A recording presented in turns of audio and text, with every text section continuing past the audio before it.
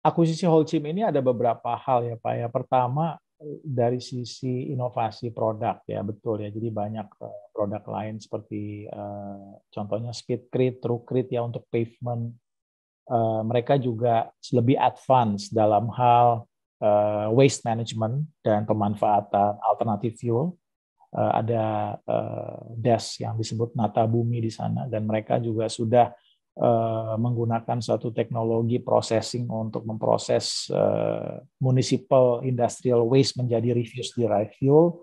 Dan di pabrik Cilacap itu boleh dibilang thermal substitution rate-nya udah di level sekitar 15%.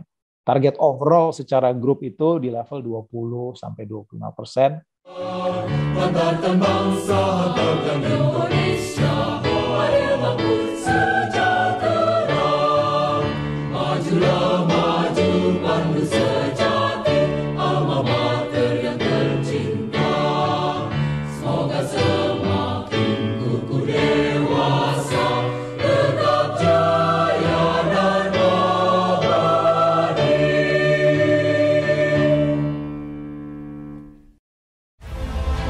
Nama saya Bambang Satono di kanal Inspirasi untuk Bangsa. Juga pertama kali lulus ITB sebenarnya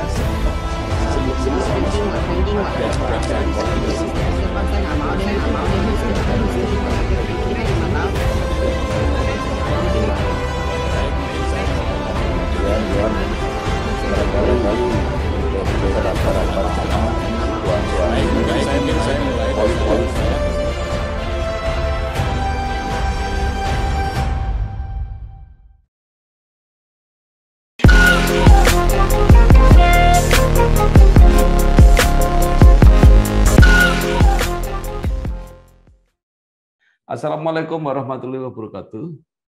Waalaikumsalam, Pak. Ya, salam sejahtera untuk kita semua. Bersama saya Bambang Satono di kanal Inspirasi untuk Bangsa. Mudah-mudahan kanal ini selalu bisa memberi inspirasi, motivasi, dan edukasi. Kami sedang mempersiapkan beberapa video wawancara untuk ikut memberi makna 63 tahun Institut Teknologi Bandung. Menurut rencana, wawancara ini akan kami bukukan. Dan saat ini saya sudah bersama dengan salah seorang alumni ITB, yaitu Bapak Andriano Husni Panangian. Beliau adalah Direktur Keuangan dan Manajemen Risiko Semen Indonesia Group. Pak Andriano ini lahir di Jakarta 20 April 1979. Apa kabar, Pak? Baik, Pak Bambang. Apa kabar, Pak? Ya, mungkin bisa mulai diceritakan ketika Bapak kuliah S1 di Teknik Sipil ITB, lulus 2001, kemudian pernah di S2 Finance di University of Denver, lulus 2004, bekerja di BNI, kemudian jadi Vice President JP Morgan, menjadi Direktur PricewaterhouseCoopers Indonesia, ya. Kemudian pernah kemudian masuk PT Semen Indonesia (SIG) dan saat ini menjadi Direktur Keuangan dan Manajemen Risiko PT Semen Indonesia Persero Terbuka. Silakan Pak Andriano. Ya, makasih Pak Bambang. Jadi saya memulai pendidikan S1 saya di Institut Teknologi Bandung, jurusan Teknik Sipil. Jadi kuliah di ITB itu merupakan cita-cita dari kecil karena bapak saya itu nggak kesampaian kuliah di ITB ya. Jadi bapak saya cerita dia tuh dari kecil selalu cita-citanya pengen kuliah di ITB, tapi sama orang tuanya nggak boleh. Sama orang tuanya itu dia diminta untuk cuman 2, kalau nggak jadi pemuka agama, yang kedua itu jadi dokter. Nah, karena dulu bapak saya itu orang dari desa, dari kampung ya. Jadi kalau di kampung itu yang sangat dihormati itu cuman 2 profesi itu, pemuka agama atau dokter.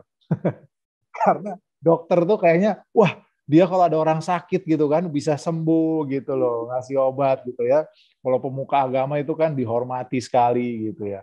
Nah, cuman bapak saya pikir, aduh, saya nggak mungkin nih jadi pemuka agama. Padahal saya pengen itu jadi kuliah di ITB gitu ya. Ya udahlah, saya akhirnya pilih jadi dokter aja. Akhirnya bapak saya jadi dokter. Gitu. Nah, tapi cita-cita bapak saya itu dari kecil itu pengen jadi insinyur dan pengen kuliah di ITB. Nah, akhirnya dia bilang sama saya, "Nak, kamu itulah kalau bisa kuliah di ITB jadi insinyur." Oke, akhirnya saya berusaha waktu itu tahun 97 Pak ya. Jadi tahun 97 itu zamannya UMPTN masih. Jadi semua bimbingan belajar saya ikuti ya. Pokoknya saya pengen bisa masuk ITB. Ya. Karena waktu itu juga passing grade-nya kan sangat ini ya ketat ya. Jadi makanya saya juga mikir waktu itu, aduh ambil jurusan apa ya.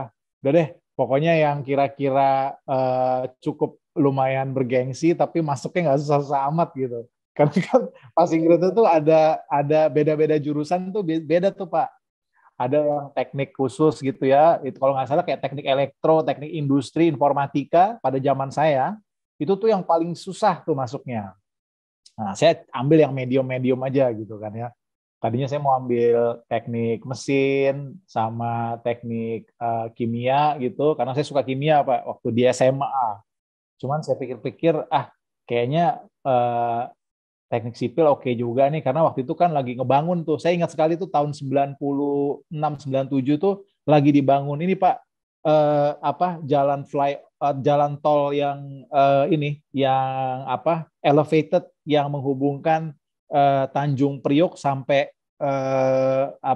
UKI ya, sampai daerah bypass itu ya. Banggakan bangsa, banggakan Indonesia, sejahtera, majulah maju pandu sejati, alma mater yang tercinta, semoga semakin kukuh dewasa, tetap jaya dan abadi. Nah, jadi saya waktu itu mikir, kayaknya nih seru nih, saya mau ambil teknik sipil. Akhirnya saya keterima Pak di teknik sipil ITB tahun 97. Nah, jadi selama kuliah di ITB, terus terang saya belajar banyak terkait dengan gimana caranya menjadi orang yang punya tenacity yang tinggi gitu ya. Dan kita harus bisa bekerja sama dan fleksibel dalam hal memahami atau mempelajari sesuatu hal. Karena di ITB itu waktu zaman saya Pak, dosennya itu jarang-jarang Pak masuk. Tiba-tiba ujian. Nah, cuman ujiannya juga tingkat ininya sulit gitu loh. Jadi gimana caranya kita bisa belajar otodidak, memanfaatkan resources dengan teman-teman semua dan harus bisa gesit. Jadi mendapatkan informasi, mendapatkan kisi-kisi gitu. Nah, jadi saya sih satu ya yang saya pelajari ya kalau selama saya di ITB, sebenarnya relatifly kalau dari sisi literatur atau basis teori sebenarnya semua sama.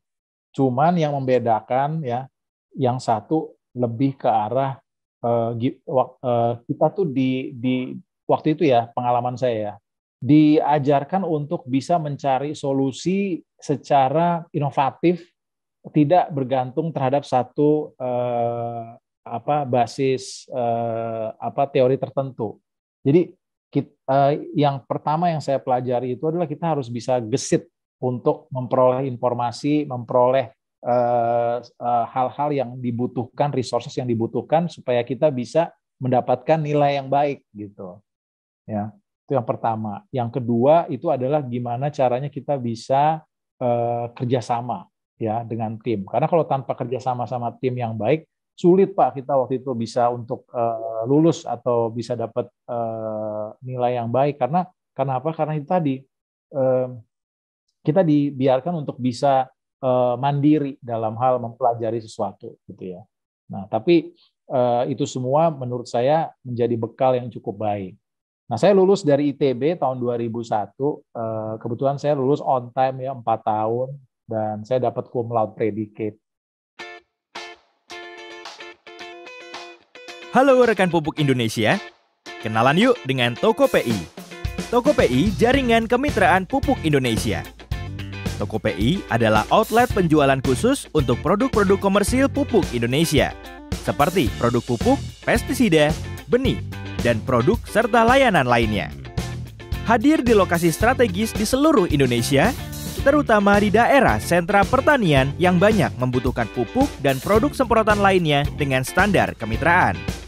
Bergabung bersama kami di Tokope'i, mitra akan mendapatkan keuntungan jaminan kualitas produk, jaminan ketersediaan produk, insentif atribut promosi, insentif benefit penjualan, gratis aplikasi dan sistem penjualan. Untuk menjadi mitra Tokope'i, cukup dengan mengisi data toko, tagging lokasi toko, selanjutnya mengisi data diri, dan lengkapi dokumen persyaratan lainnya seperti KTP, NPWP, dan NIB. Atau kamu juga bisa melakukan pendaftaran secara manual dengan melengkapi form pendaftaran serta dokumen lainnya dan diserahkan ke petugas kami. Kemudian tunggu verifikasi. Selamat, pengajuanmu telah diverifikasi. Sekarang kamu sudah bisa melakukan transaksi untuk melayani pembelian dari petani. Makin dekat, makin yakin. Tingkatkan transaksimu, maka kamu berkesempatan mendapatkan hadiah menarik setiap tahunnya. Semakin untung bukan? Ayo bergabung di Tokope'i. Makin dekat, makin yakin. Hubungi Tokope'i sekarang juga. Cuman waktu saya lulus, unfortunately, kan tahun 98 tuh ada krisis ya Pak ya, krisis Asia, seluruh Asia krisis, terjadi juga krisis politik, krisis sosial di Indonesia, krisis ekonomi. Nah, 2001 saya lulus, nggak ada kerjaan Pak. Di market nggak ada kerjaan. Wah, semua orang tiarap, yang ada orang di layoff gitu ya, perusahaan downsizing, bankrupt semua, bank-bank collapse, nggak ada kerjaan. Cuman saya waktu itu lulus, aduh masa saya nggak kerja ya gitu ya. Teman-teman saya banyak tuh yang nganggur tuh. Yang nganggur setahun 2 tahun gitu. Cuman saya nggak sabaran. Saya akhirnya cari-cari jalan. Udah deh pokoknya kerja. Akhirnya saya dapat kerja Pak. Cuman kerjaan saya itu nggak ada hubungannya sama engineering secara langsung. Jadi saya dapat kerja di oil and gas waktu itu. Waktu itu saya kerja di hire sama kontraktornya British Petroleum West Java. Sekarang udah nggak ada BP West Java. Dulu mereka punya site di Cilamaya, Pak, offshore dari Cirebon. Nah, itu dulu di situ mereka ada satu site. Saya waktu itu di hire jadi safety, health and environmental officer, junior officer. Jadi kerjaan saya 10 hari di rig, 10 hari di darat. Kerjaan di rig hanya ngecekin orang udah pakai helm, udah pakai sepatu bootnya bener apa enggak gitu loh. Jadi hanya mengawasi itu aja. Nah, awal-awal sih seru ya. Waduh, ini seru nih. Akhirnya dapat kerjaan juga. Gaji juga lumayan lah ya. Cuma 10 hari di laut gitu ya. Selama waktu 1 bulan masih oke, Pak. Masuk bulan kedua, bulan ketiga udah mulai bosen saya. Wah, kayaknya udah bosen banget nih. Kerjaan begini gitu ya. Di laut nggak ada, ya monoton gitu kehidupan. Akhirnya saya berpikir, saya sekolah lagi deh. Saya sekolah lagi, jadi sembari saya kerja, saya apply gitu kan ya, sama mempersiapkan testing. Waktu itu saya berpikir gini, saya mau sekolah, tapi saya nggak mau sekolah di Indonesia, saya mesti sekolah ke luar negeri, supaya saya dapat wawasan yang lebih luas, bukan ilmu ya Pak ya, cuman lebih ke arah wawasan, cara berpikir, network gitu kan ya. Saya waktu itu berpikir mau ke Eropa, waktu itu ke Belanda, Jerman, atau ke Amerika. Nah, cuman waktu itu saya lihat-lihat, wah kayaknya di Amerika nih oke juga nih gitu kan ya. Cuman saya waktu itu memilih mau jurusan apa. Nah kalau misalnya engineering lagi, saya pikir-pikir, aduh nanti kalau engineering lagi balik atau kerja juga belum tentu juga ada kerjaan. Karena waktu itu agak traumatis tuh tahun 2001, karena benar-benar kerjaan tuh susah banget nyarinya. Gitu. Nah, akhirnya saya atas saran dan juga diskusi sama teman-teman, banyak yang merekomendasikan, udah ambil finance deh, ambil keuangan, karena orang teknik tuh harus ngerti background keuangan juga gitu. Ya udah, akhirnya saya pilih mau ambil sekolah yang khusus keuangan. Nah, akhirnya saya jatuhlah pilihannya saya sekolah ke Amerika. Kebetulan ada saudara saya Pak, ada di Amerika, dan kebetulan di Colorado tinggalnya.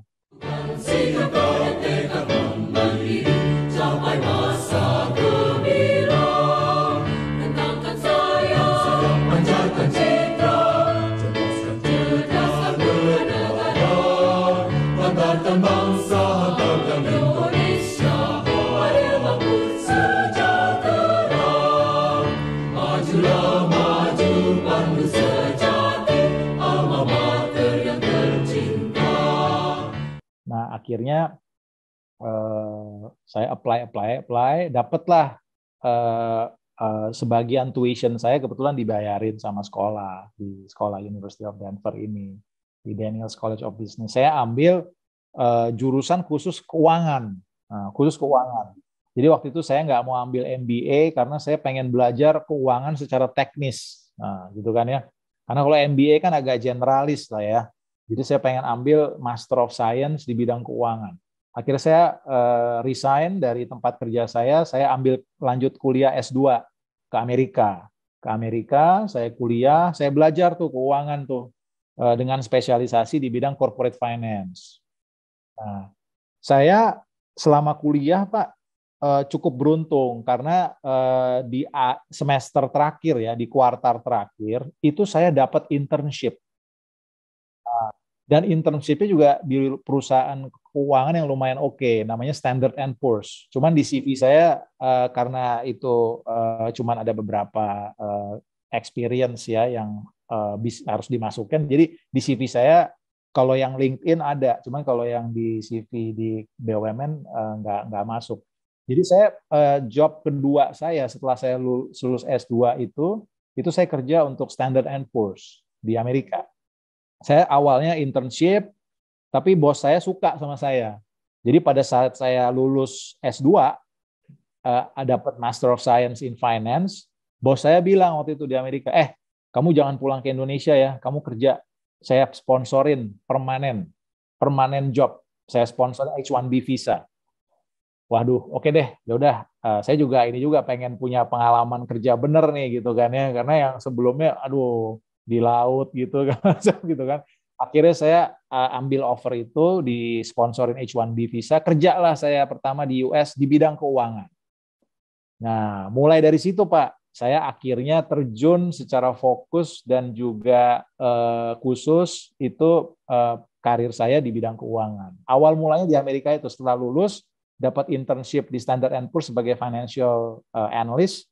Akhirnya saya di offer job full time kerja saya di bidang keuangan jadi financial analyst. Kerjaan saya waktu itu menganalisa listed companies di Southeast Asia.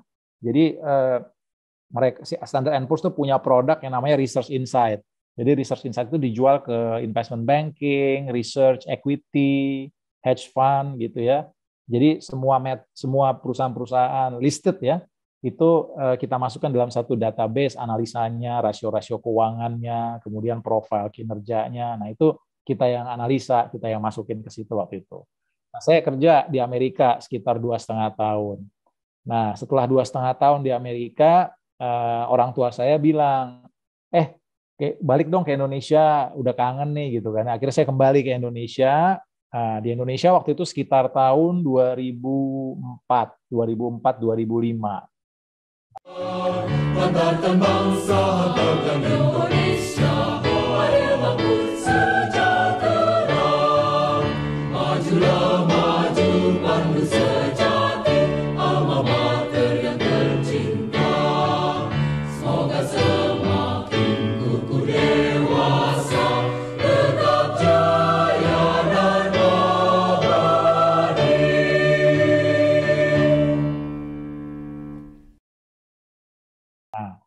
Waktu itu 2004-2005 zaman reformasi ya, zaman reformasi, kabinet reformasi masuk dan sudah terjadi pembaruan dari ekonomi di Indonesia. Udah muncul beberapa perusahaan-perusahaan yang sudah direstrukturisasi, Bank Mandiri gitu kan ya muncul. Kemudian perbankan juga sudah mulai berkembang.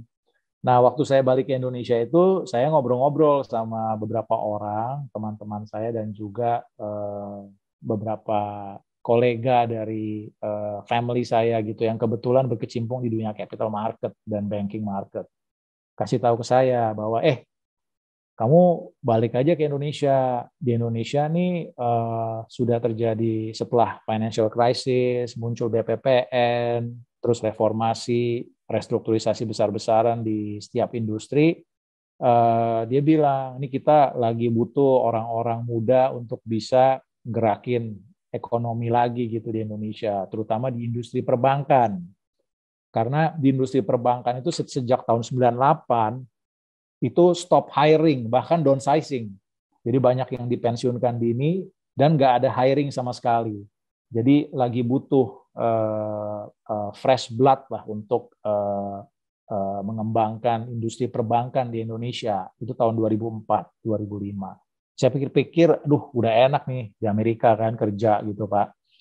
Aduh gimana ya, mau balik atau enggak. Cuman akhirnya saya balik lagi ke Amerika tuh, balik ke Amerika. Cuman saya ngobrol-ngobrol sama orang gitu kan ya. Bener juga ya, kalau di Amerika saya kan dimanapun juga second class citizen. Ya. Kalau saya pengen ketemu sama George W. Bush sebagai orang Indonesia yang cuman disponsorin H-1B visa, mungkin saya nggak akan pernah bisa. Tapi kalau saya di Indonesia waktu itu kalau nggak salah udah zaman Pak SBY baru terpilih gitu ya.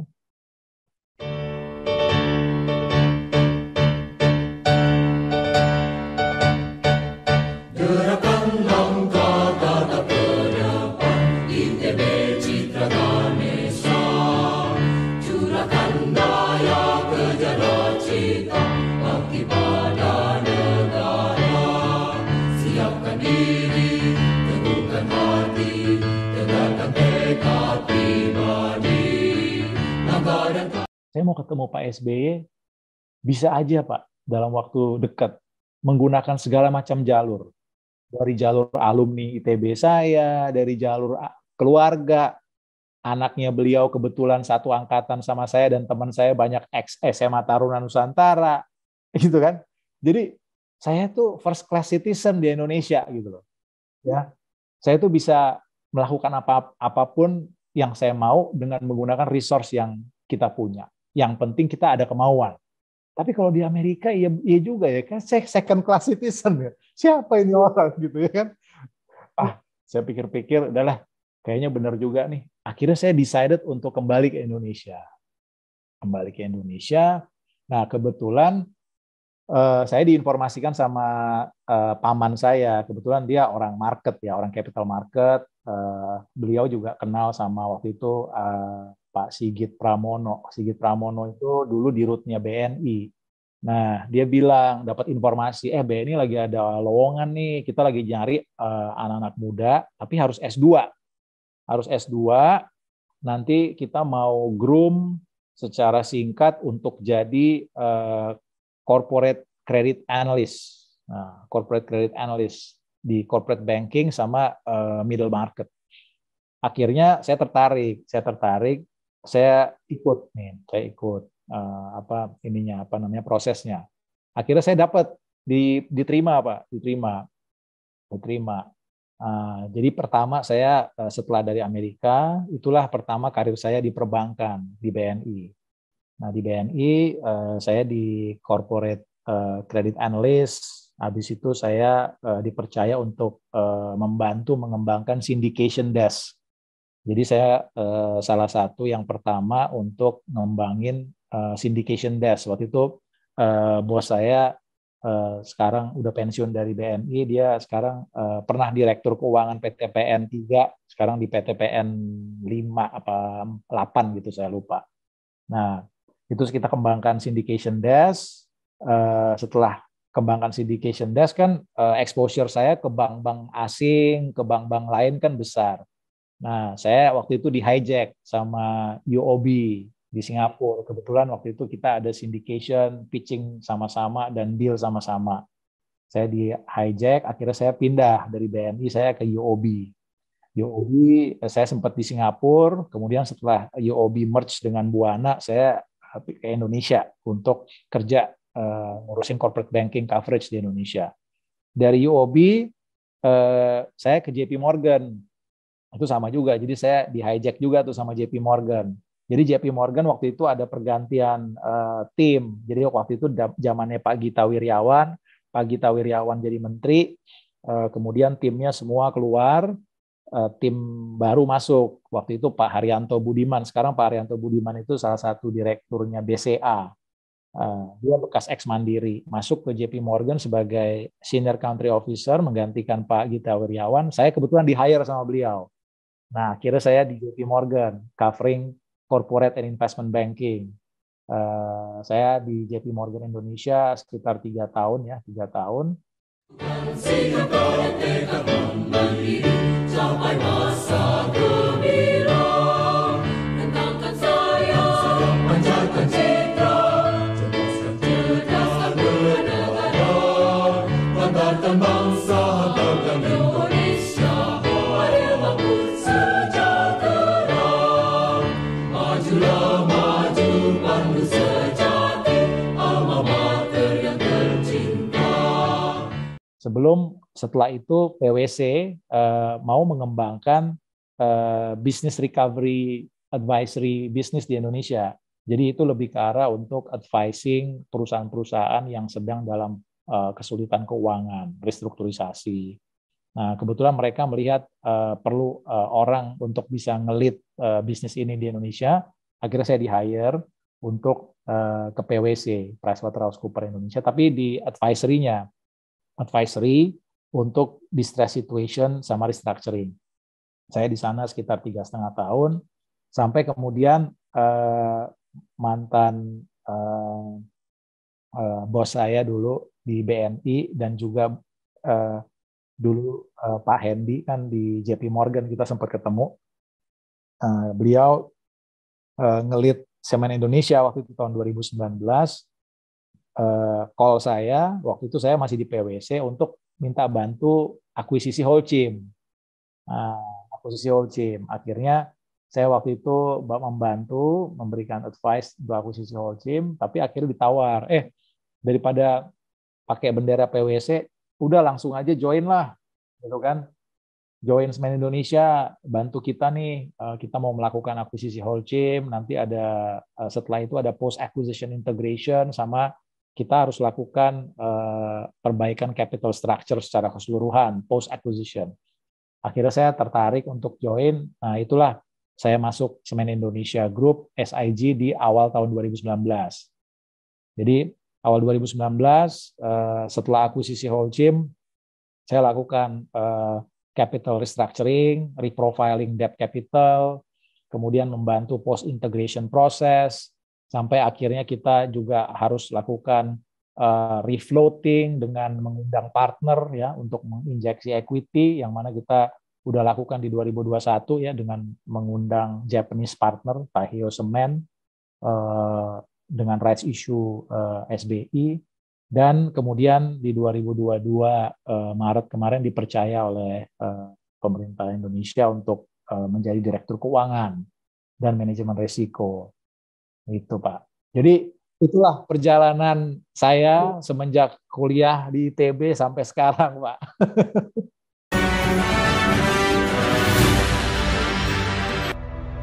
PDSI memiliki bisnis utama, yaitu penyediaan jasa pengeboran, dan kini mengembangkan jasa lain yang terkait dengan pengeboran serta jasa terintegrasi untuk sumur minyak, gas, dan panas bumi. Selain itu, PDSI pun memiliki jasa lain yang berhubungan dengan aktivitas jasa drilling, antara lain Management of Field Development and Working Area, Manajemen Project yang terintegrasi, jasa konsultasi pengeboran, 19 unit top drive ranging from 250 ton hingga 500 ton lifting capacity, pengawasan H2S, fishing, coring, directional drilling, accommodation walk barge, drilling training center. Kemudian masuk Semen Indonesia Group sebagai holding BUMN di bidang semen. Nah, kelihatannya menjadi masalah ini kan semen ini kan terjadi oversupply ya. Mungkin nanti bisa dijelaskan itu. Nah, kemudian bagaimana kinerja SIG menghadapi seperti itu, termasuk aksi korporasi akuisisi Holcim dan sebagainya itu, Pak. Nah, juga apa yang dilakukan kinerja dalam negeri, ekspor dan sebagainya, dan tentu ini berdampak pada kinerja keuangannya. Silakan. Iya, jadi betul. Semenjak tahun 2017 ya, 2017 itu terjadi oversupply yang cukup besar karena memang kalau kita lihat 2011, 2012 itu kan margin EBITDA semen itu sungguh sangat tinggi ya, sekitar 30% lebih. Sehingga dan kebutuhan juga waktu itu akan semen cukup besar dengan proyek-proyek infrastruktur, sehingga waktu itu banyak pemain-pemain baru yang masuk gitu ya. Ada semen merah putih, ada Conch, kemudian ada beberapa semen player yang kecil-kecil. Sehingga yang membuat kondisi oversupply terjadi. Mulai 2017 terjadi oversupply dan itu menggerus EBITDA margin dari industri secara keseluruhan. Nah, langkah pertama waktu itu yang kita lihat adalah kita harus bisa mendominasi network dan juga positioning kita di central market. Nah, kenapa? Karena semen ini produknya berat, Pak. Produknya berat. Nggak kayak FMCG. Kalau FMCG, sabun, odol, segala macam, distribution-nya itu lebih mudah relatif. Tapi kalau semen, Pak, ini satu sak aja itu 40 kilo ya. 40 kilo sampai 50 kilo. Ngebawanya itu berat, sehingga biaya transportasi sama logistiknya itu mahal. Nah, sehingga kita harus punya network dan juga lokasi pabrik yang dekat dengan market sentral. Nah, sekarang kita lihat di Indonesia ini, sebenarnya demand itu ada di mana kontribusi yang terbesar. Jadi kalau kita lihat, Pak, dari seluruh Indonesia, demand terbesar itu masih ada di Pulau Jawa. Di Pulau Jawa itu kontribusi demand sekitar 55%. Ya. Sumatera itu memberikan kontribusi sekitar 23%. Jadi total Jawa dan Sumatera itu udah 75% lebih ya secara kontribusi demand. Artinya apa? Siapa yang bisa memiliki pabrik, distribution network dan logistik network yang lokasinya itu strategis di pusat daripada demand tersebut, dia yang pasti menang. Karena dia udah pasti diuntungkan dengan distribution cost.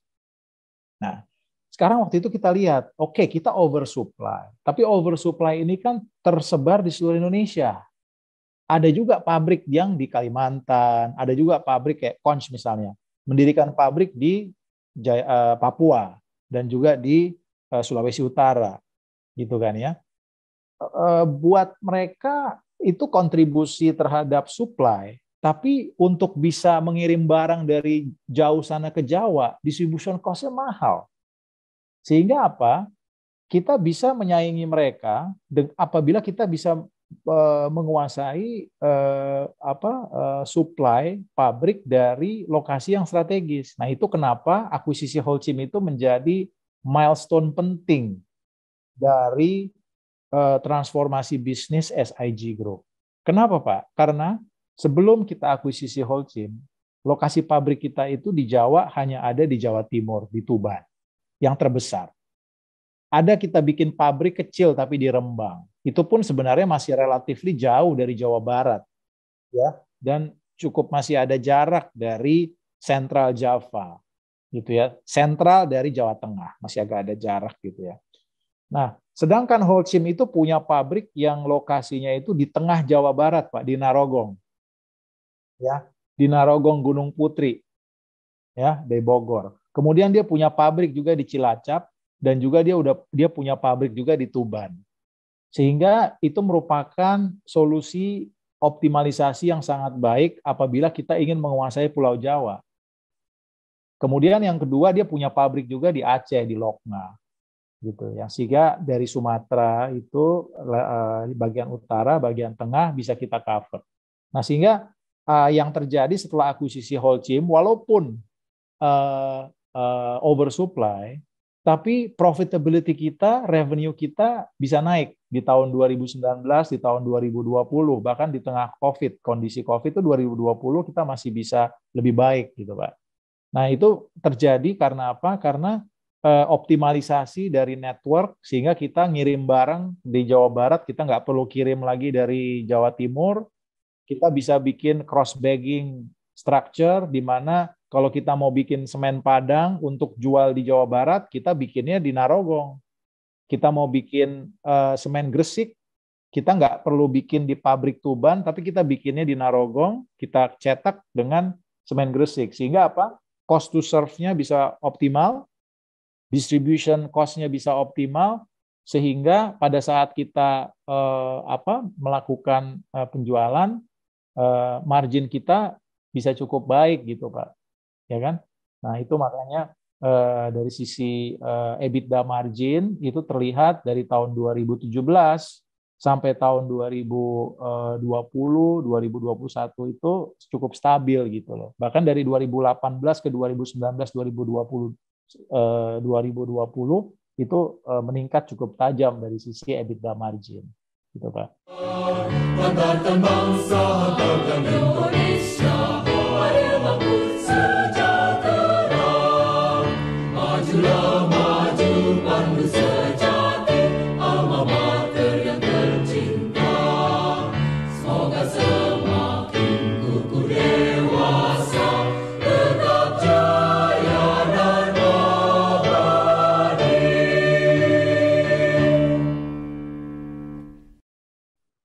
Ya, nah sekarang justru SIG ini bekerja sama dengan Amazon Web Service untuk meningkatkan peran teknologi di seluruh kegiatan operasi SIG ini. Nah itu sebenarnya apa Pak yang diperoleh baik untuk pemasaran, untuk distribusi dan sebagainya?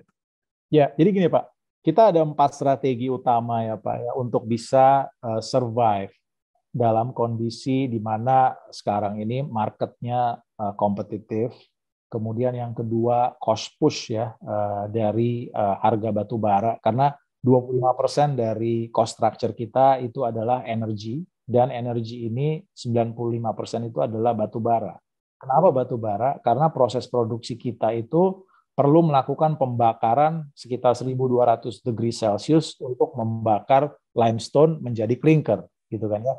Nah, kita punya 4 strategi besar. Yang red ocean, ya red ocean kita itu adalah gimana kita bisa terus mengoptimalisasi pemasaran, jaringan pemasaran dan bisa membalancing antara harga jual dan juga market share, ya di seluruh jalur distribution network kita. Yang kedua, secara blue ocean ya. Blue ocean artinya produk-produk baru dan innovation baru. Ini kita kembangkan dengan mengintroduce solusi yang bisa membuat efektivitas pekerjaan konstruksi. Dan kedepannya bukan hanya semen, tapi juga kita mau tap in ke non-semen building material yang lain. Sehingga bisa memberikan sinergi dengan memanfaatkan distribution network dan juga logistik network yang kita miliki, yang sangat besar. Yang ketiga adalah operational excellence. Operational excellence ini gimana kita bisa mengoptimalisasi pabrik dengan memanfaatkan digitalisasi dan artificial intelligence dan juga melakukan optimalisasi logistik dengan apa yang kita sebut dengan cargo consolidation. Sehingga seluruh jalur distribusi kita, pemanfaatan moda transportasi kita itu bisa dimanfaatkan untuk bahan bangunan atau produk-produk yang lain. Sehingga bisa optimal. Nah yang keempat itu adalah terkait dengan dekarbonisasi, penurunan emisi karbon. Karena ini sangat penting untuk going concern dari industri ini. Ini adalah bagaimana kita bisa mengurangi penggunaan coal ya, dengan meningkatkan thermal substitution rate dengan memanfaatkan refuse derived fuel atau bahan bakar alternatif. Dan juga menurunkan clinker factor dengan bahan pengganti. Nah, semua hal ini tentunya perlu didukung oleh digitalisasi. Karena terutama kalau kita lihat sejak pandemi, kita perlu melakukan transformasi digitalisasi yang lebih cepat. Karena apa? Ujung-ujungnya adalah bagaimana kita bisa memanfaatkan data, big data, untuk bisa digunakan dan dianalisa agar pengambilan keputusan strategik itu bisa lebih tepat. Nah, itulah kenapa kita ingin memanfaatkan seluruh data dan menggunakan platform cloud. Kenapa platform cloud? Karena platform cloud ini banyak efisiensi yang bisa didapatkan. Pertama adalah dari sisi keamanan. Ya, on-premise itu sangat mudah sekali di breach. Kemudian yang kedua dari sisi efisiensi biaya. Efisiensi biaya kalau kita on-premise itu kita dengan pindah ke cloud itu kurang lebih sekitar 15-20% efisiensi daripada biaya pengelolaan. Itu bisa kita aturkan. Banggakan bangsa, banggakan Indonesia, mari bangun sejahtera. Majulah maju, pandu sejati, alma mater yang tercinta. Semoga semakin kukuh dewasa, tetap jaya dan abadi. Kemudian yang ketiga, mendukung juga untuk penurunan emisi karbon. Karena dengan kita pindah ke cloud, Pak, itu kita bisa dapat kredit, carbon credit. Sehingga tujuan dekarbonisasi kita untuk mencapai net zero itu bisa kita kontribusikan dari pemanfaatan cloud. Nah, dengan adanya pemanfaatan big data di cloud, ini bisa kita gunakan untuk mengintegrasikan seluruh data yang ada, baik itu data produksi, data logistik, data distribution, untuk bisa mendorong digitalisasi di semua lini.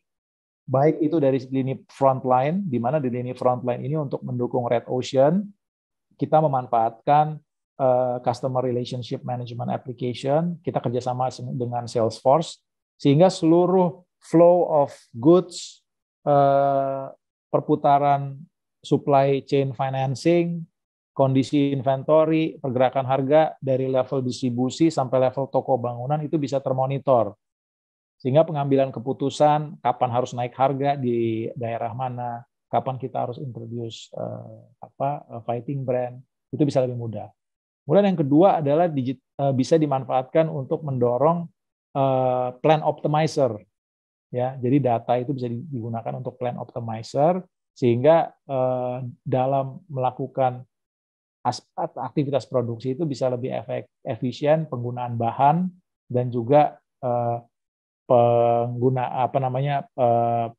pengoperasian dari pabrik sehingga bisa juga menurunkan biaya maintenance ya. Dan juga dari sisi logistik, karena dari sisi logistik ini data daripada network, karena kita ada sekitar 3.300 rute ya di Jawa. Nah, ini dengan adanya big data dan juga dihubungkan lagi nanti dengan Transportation Management System TMS yang kita kembangkan sekarang, itu bisa kita manfaatkan untuk dioptimize dengan produk lain sehingga setiap truk atau moda transportasi yang membawa semen kita pada saat dia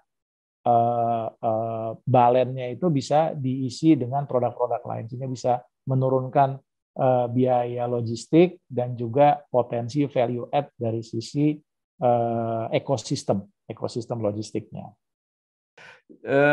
Yang menarik juga kelihatannya akuisisi Holcim itu bukan sekadar tadi ya mendekatkan pabrik dengan customer itu, tetapi juga variasi produknya menjadi lebih banyak, itu dengan solusi bangunan itu, artinya tidak hanya semen konvensional tapi juga produk-produk lain. Ini seberapa penting atau mungkin menjadi tren baru di kelompok SIG, Pak? Ya, jadi akuisisi Holcim ini ada beberapa hal ya Pak ya. Pertama dari sisi inovasi produk ya, betul ya. Jadi banyak produk lain seperti contohnya Speedcrete, TrueCrete ya untuk pavement. Mereka juga lebih advance dalam hal waste management dan pemanfaatan alternatif fuel. Ada desk yang disebut Nata Bumi di sana, dan mereka juga sudah menggunakan suatu teknologi processing untuk memproses municipal industrial waste menjadi refuse derived fuel. Dan di pabrik Cilacap itu boleh dibilang thermal substitution rate-nya udah di level sekitar 15%. Target overall secara grup itu di level 20-25%. Tapi kita udah punya pilot project yang even udah reach 15%, sehingga kita bisa replikasikan ke seluruh pabrik kita.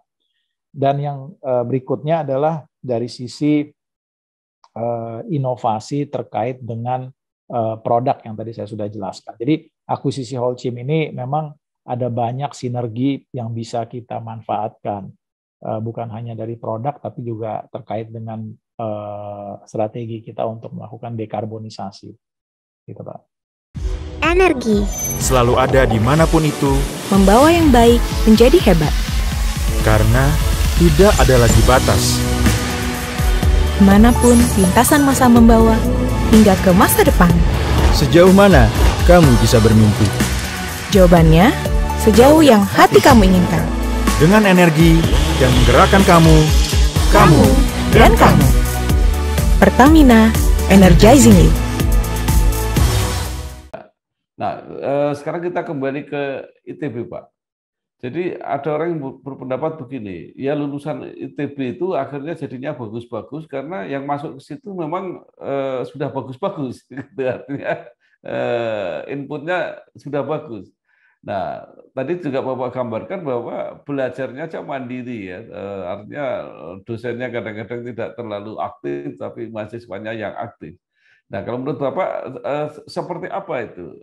Apa kesiapan mahasiswanya itu sendiri yang menjadikan kualitas alumninya rata-rata cukup tinggi, atau juga ada proses-proses pembekalan yang mungkin khas ITB gitu? Oke, kalau saya lihat Pak, satu hal yang positif di ITB selama saya kuliah itu adalah kekompakan di kita sebagai mahasiswa itu terasa ya. Jadi nggak tahu, mungkin karena sebagian besar itu pendatang ya kan, anak rantau gitu. Jadi kita semuanya tinggal juga di satu daerah gitu kan ya, di satu kos-kosan yang sama gitu ya, area yang sama. Dan kita juga mungkin punya rasa percaya diri yang tinggi ya, karena kita selalu membayangkan kita itu adalah persentase teratas lah gitu ya dari seluruh Indonesia yang bisa masuk ke universitas atau institusi tersebut gitu ya. Sehingga kita punya rasa percaya diri. Nah, kemudian yang berikutnya adalah karena apa ya? Kita emang harus survive gitu ya.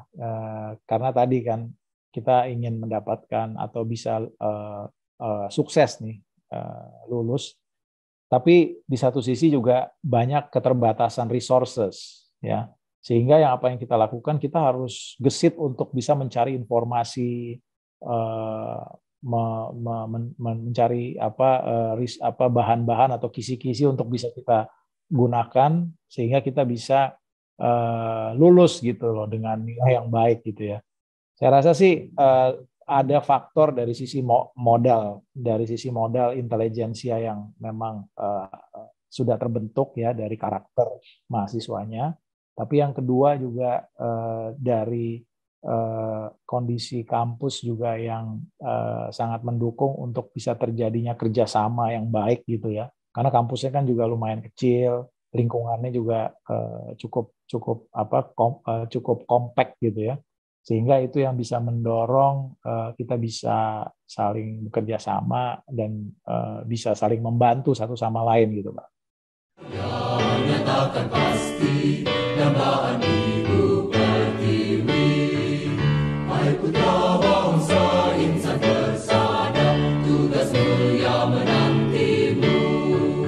Semangat dan tekad kembangkan selalu, sinar terang pasti datang.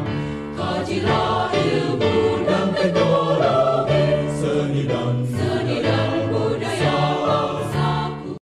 Ya, baik. Nah, sekarang setelah perjalanan yang dialami oleh Pak Andrino, yang ternyata akhirnya bisa justru keluar dari bidang utamanya, sekarang lebih banyak di finance.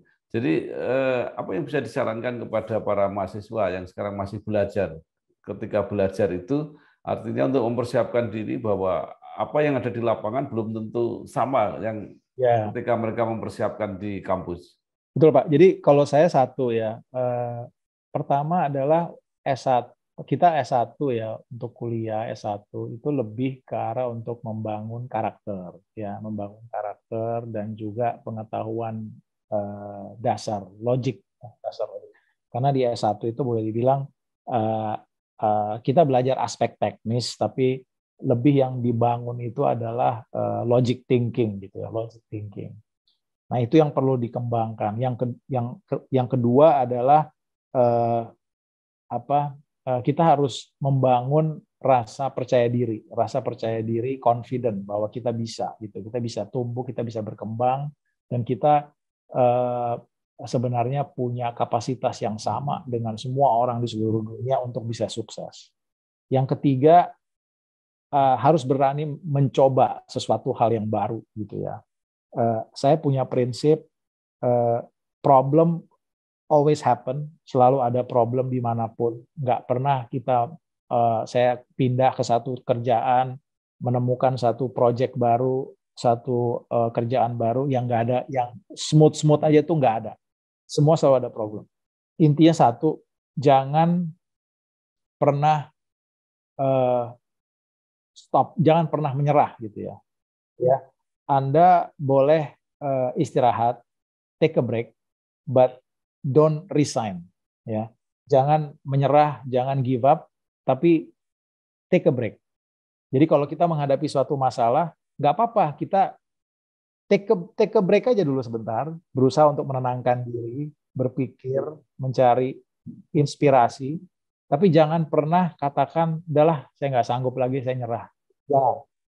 Karena itu dua prinsip yang berbeda tuh. Kalau kita menyerah, kita udah that's it, kita mau tinggalin aja problemnya, kita nggak mau tahu. Tapi kalau kita take a break, ini akan saya hadapi, cuman saya butuh waktu ya, saya mau istirahat sebentar nih, sebentar aja ya, saya take a break gitu. Itu beda, itu bisa membuat inspirasi dan bahkan kadang-kadang jalan keluar itu diberikan pada saat kita take a break. Sering Pak, saya kalau udah jalan buntu nih, ya saya take a break aja dulu, saya take a break gitu. Tapi saya berjanji saya akan kembali menghadapi permasalahan itu. Tapi saya kadang-kadang malah mendapatkan inspirasi, solusi, itu pada saat saya take a break. Baik, luar biasa sekali Bapak Andriano Husni Panangian, Direktur Keuangan dan Manajemen Risiko Semen Indonesia Group SIG. Terima kasih apa yang sudah disampaikan, banyak sekali yang sangat inspiratif, mudah-mudahan memotivasi para generasi muda sehingga mereka bisa menemukan jalan untuk menghadapi masalah yang dihadapi. Sekali lagi terima kasih, sukses Pak Andriano. Ya, wassalamualaikum warahmatullahi wabarakatuh. Waalaikumsalam, terima kasih Pak Bambang. Banggakan bangsa, banggakan Indonesia, mari bangun sejahtera. Majulah maju, pandu sejati, alma mater yang tercinta. Semoga semakin kukuh dewasa, tetap jaya dan abadi.